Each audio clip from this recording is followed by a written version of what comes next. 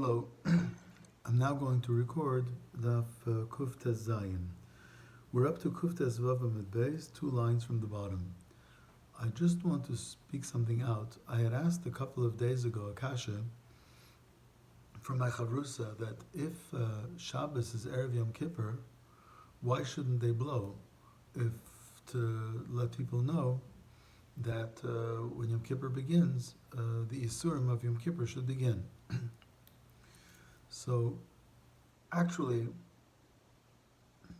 the Mishnah says in Chulin that when Shabbos is Erev Yontiv, you don't blow, because on Shabbos people weren't doing Malach anyway.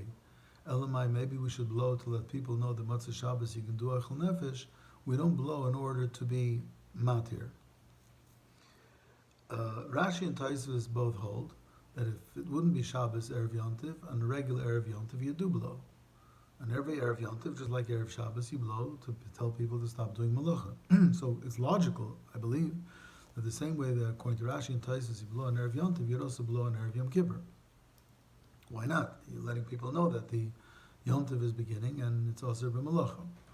Now, when Shabbos is Erev Yontiv, they didn't used to blow to tell people that the Malacha you couldn't do on Shabbos, now you can cook for Eichel Nefesh. I'm not going to blow on Shabbos to tell you can cook for Eichel Nefesh. But it could be Enechanami, according to Rashi and Taisvis. If Shabbos is Erev Yom Kippur, the same way you would blow every Erev Yom Kippur to let people know you can't do Malacha, here you would blow Shabbos Erev Yom Kippur to tell people that the Surim of the Tanis begin.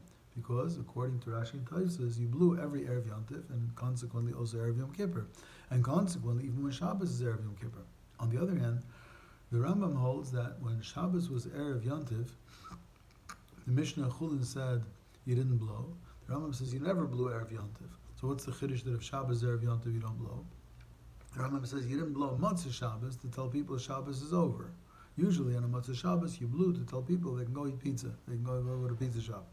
Shabbos, Erev Yontiv, there's no rush to go blow on Yontiv to tell people that for Eichel Nefesh is mutter, that the Shabbos is over. So the Fizeh, you never blew, according to the Rambam, every Erev Yom Tiv or every Erev Yom Kippur. So therefore, if Shabbos was Erev Yom Kippur, you didn't blow either, because you never blow before Yom Kippur. The takon of blowing was only said Legabi Shabbos. So it comes out in the end, this question, what happens if Shabbos is Erev Yom Kippur? According to Rashi and Taisvis, L'char, you would blow. And according to the Rambam, you never blew Erev Yom Tiv or Erev Yom Kippur.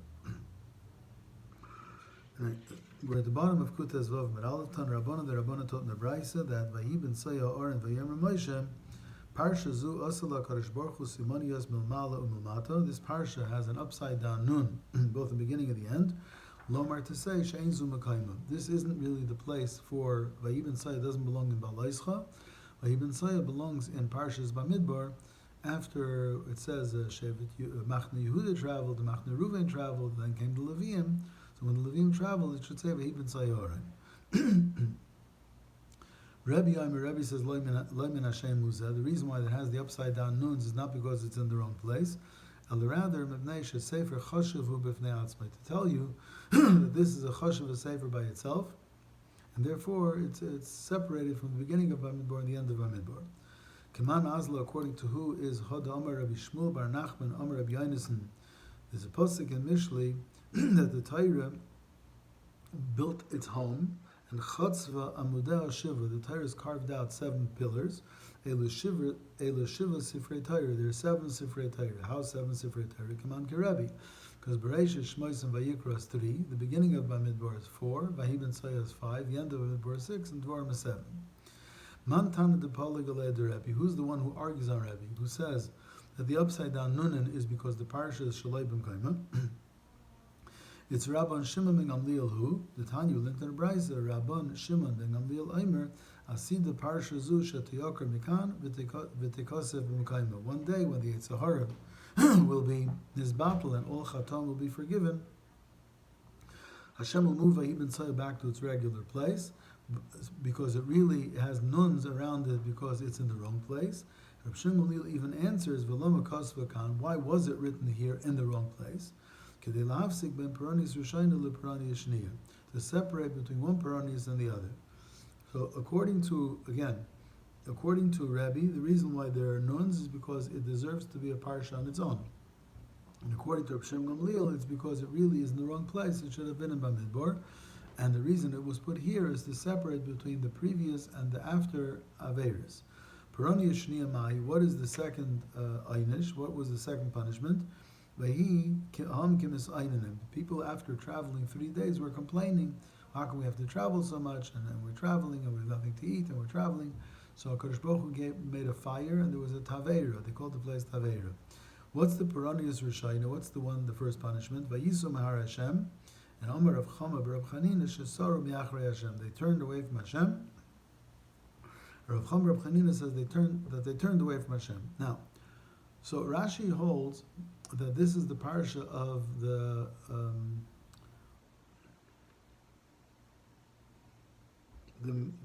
Hisavu Tava, the Safsuf Asher Bekirba Hisavu Tava.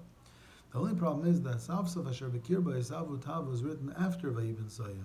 How's Vayibin Saya separating between Hisavu Tava and the complaining about the traveling? So Rashi, when the pasuk says Safsuf Asher Bekirba Hisavu Tava, it means they had already had a Tava before. While they were traveling, they had a Tava for meat. In fact, it says Vayeshuvu Vayivku. Vayeshuvu, it means in the past. They had already cried, Mi achilenu basar. So even though the story about the lack of basar is written after Vayibin Saya, but it began when Vayisu mihar Hashem, shesoru mi'achrei Hashem. So the two nuns are separating Parsha Vayibin Saya between something that was triggered before Vayibin Saya Oren, even though it's only described after. Taisvis and the Ramban disagree, and they say what happened was, Vayisu mihar Hashem, they ran away from Har Sinai like a tinak habareach bebeis hasefer. That's the Peronius Rishayna. As we said a few times already, where is the proper place for Vayibin Saya? Where should it have been? Ravashi b'degolim, back in Bamidbar, when Machne Ruven and when Machne Yehuda and Machne Ruven traveled and the Levim traveled, it should have mentioned that the Orein also traveled. Please be patient with the Gemara.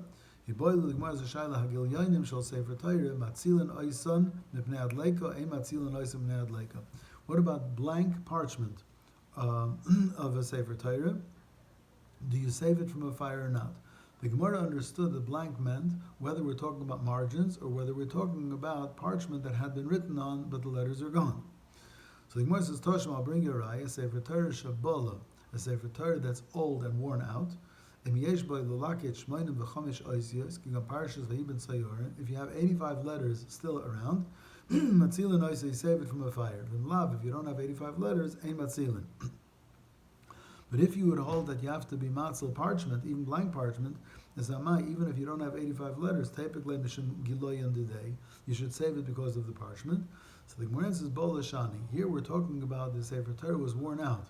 If it was worn out, not only were the letters erased, but the parchment was worn out. That kind of parchment, it could be you're not matzil b'nei adleika. I'm talking about fresh parchment. The fresh parchment, would you be matzil b'nei adleika? But worn out parchment, you're not going to save, and if you don't have 85 letters, you don't save that either. Toshma, so we try another raya. Sefer Torah nimchak. Here it's not worn out. Here it got erased. If you still have 85 letters like Vayibin Saya, Matzilin, you save it from a fire, from love, and if not, Matzilin. If the letters were already erased, then the parchment is still intact. So then why do you have to have 85 letters, even if you don't have 85 letters, but the parchment is still intact?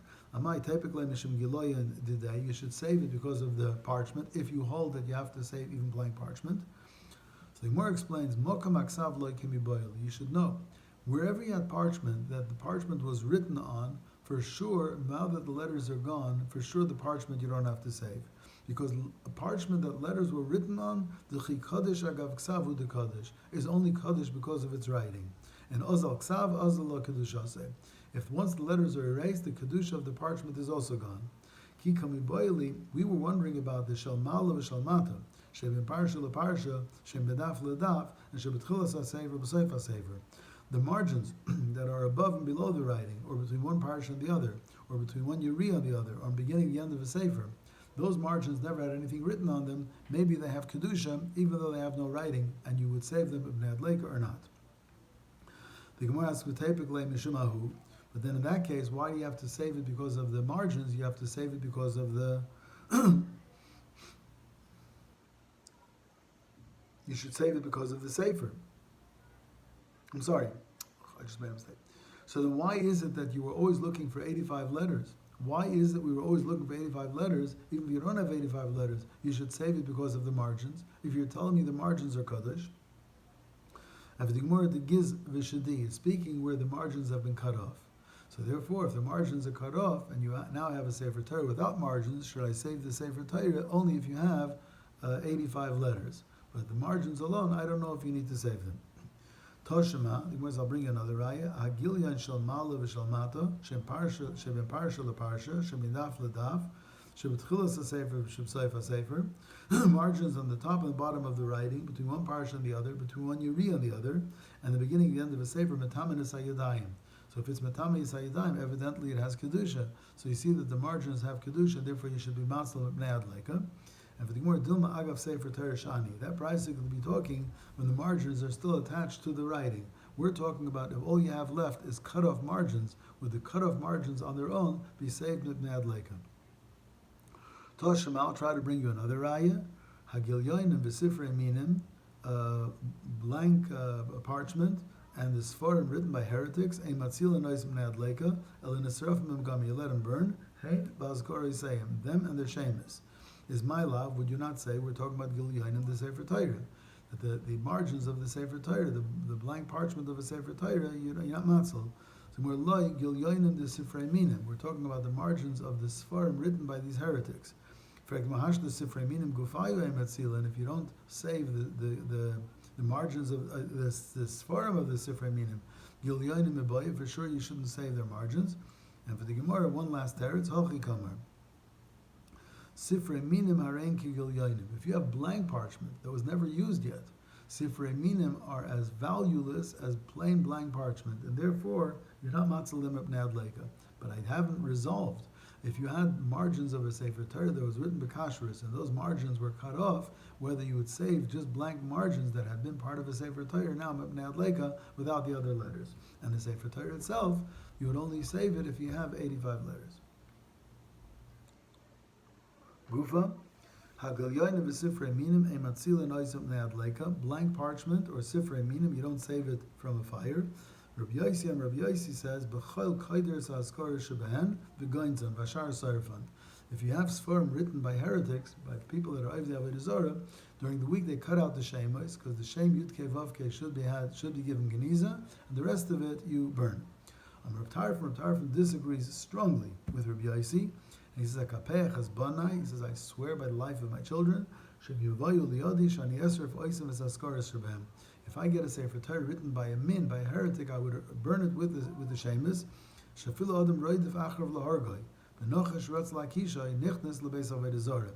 If somebody is chasing a yid, or a snake is chasing a yid, he's allowed to run into a base of Avodah Zarah, because it's not evident that he wants to worship Avodah Zarah, because you can see he's running away from an attacker. But don't go into a heretic's house. Because these heretics know HaKadosh Baruch Hu, and they're kaifer by. They don't know HaKadosh Baruch Hu. They're just simply following what their ancestors told them. About these heretics, about the heretics, it says in Yeshaya, you went and you put me behind the door. You knew me and you abused me. You knew me and you mocked me. So if these heretics are worse than all, and Reb Tarfon says, I would burn their Sefer Torah with the shemus. Rabbi Shmuel, Kal V'chaimer, Rabbi Shmuel even backs up Reb Tarfon. He says, if Lasa Shalom and Ish Le'ishtoi, Amr Torah Shmish Nichtav B'Kedusha Yimachal Amayim, to make shalom between a husband and wife, HaKadosh Baruch Hu says, you erase my shemus from Parashas Nasai by a Saita. Is these halolu, these guys, Shematil Kina Eva V'Tachros Ben Yisrael Avim Shashamayim, they create anger, they create hostility between Yisrael Shabashamayim, Alachas Kama V'Kama, we should erase any shemus that they write. Aleim Avar David HaMelech says about them, Haloi Misanecha Shemesna Uv'Skamemecha Eskaitot. Those who hate you, Hashem, I hate them. Those who rise against you, I fight with them. Tachlis Sinas Neisim Lo'ivim Hayoli. Is the abject hatred, I hate them, they are my enemies. Kshem Shematzil Noisim Neadleika, Kachem Metzil Noisim Lemin Amapoilis, V'Lemin Amayim, V'Loimi, Dovar Hama Abdon. The same way you wouldn't save Sifrei Minim with the Shemus from a fire, you wouldn't save it from a avalanche, from flood, from anything else that destroys it. Boimene Yosef Bar Chonen Mirababo Hani Sifrei de Be'avadon. There's Sifrei Kodesh in a place called Be'avadon, where there were heretics that debated with Yidden. Matzilin Oisman Adleika E Matzilin. Are you matzil them or not? Is in Vilav Rafia Biyode. Rababo sometimes said yes, sometimes says no, and the Rishonim have two pshatim. Some say that maybe the place in Be'avadon wasn't really Avdei Avodah Zarah. They were just simply philosophers. That's one pshat. Zoizak Rashi. And Rabbeinu Chananel says that it could be they were using Sfarim that were written by Anashim Ksherim, by Yidden, that were kosher, and they're using those Sfarim to argue with us. Rav le'ozl lebei avidim. Rav would not go to those philosophical discussions. V'kolshkan certainly wouldn't go lebei nitzerfi, to Avdei Avodah Zarah. Shmuel lebei nitzerfi le'ozl lebei avidim ozl. Shmuel would not go to a place of Avodah Zarah for debates, but to bei avidim he would go. Omer le Rava, these heretics once said to Rava, my time is lost lebei avidim. Why did you come to have debates with us at bei avidim? Omer le dikla pelanya ika be'urcha kashuli. There's a big palm tree on the way. It's hard for me to get around it. So they said, Niakri, we'll tear it out. So he says, Duchte kashali. He says, if you tear it out, there's going to be holes in the ground, and therefore it'll be even harder to walk. Marbar Rav Yosef Marbar Rav Yosef says that I am a member. I'm a good friend with these heretics, and I live for them stafinim, and I'm not afraid of them. But Zimna Chada Azal Bay L'Sakuni. One time he went, and they wanted to kill him. So much for philosophers. They're anti-Semites, and they try to couch it into arguments of philosophy or debates. But Be'etzem, Yosef was very friendly with them, and they wanted to murder him anyway. So I'm going to record this first.